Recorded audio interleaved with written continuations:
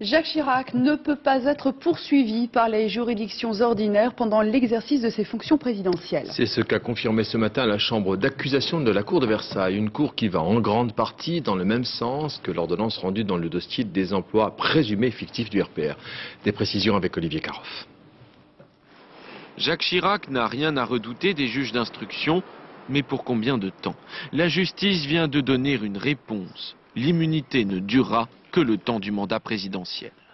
La chambre d'accusation de la Cour d'appel de Versailles devait se prononcer sur l'affaire des emplois fictifs du RPR. Un dossier où figurent des documents pouvant impliquer Jacques Chirac. Un dossier qui vaut déjà à plusieurs personnalités du parti gaulliste une mise en examen. Ce matin, après l'audience, leurs avocats se faisaient plutôt discrets. J'ai pas de commentaires à faire. Je fais des commentaires dans les salles d'audience, j'en fais pas en dehors des audiences. Partie civile dans l'affaire, un militant écologiste parisien avait demandé la mise en examen de Jacques Chirac, ou en tout cas son audition. Sa demande est rejetée, mais pour lui, l'essentiel est ailleurs. En clair, l'instruction va continuer son cours normalement et nous serons, disons, tout le temps dans la partie civile. La seule chose que l'on ne peut pas, c'est pour l'instant mettre en examen Jacques Chirac pendant la durée de son mandat. Mais ensuite, on verra bien.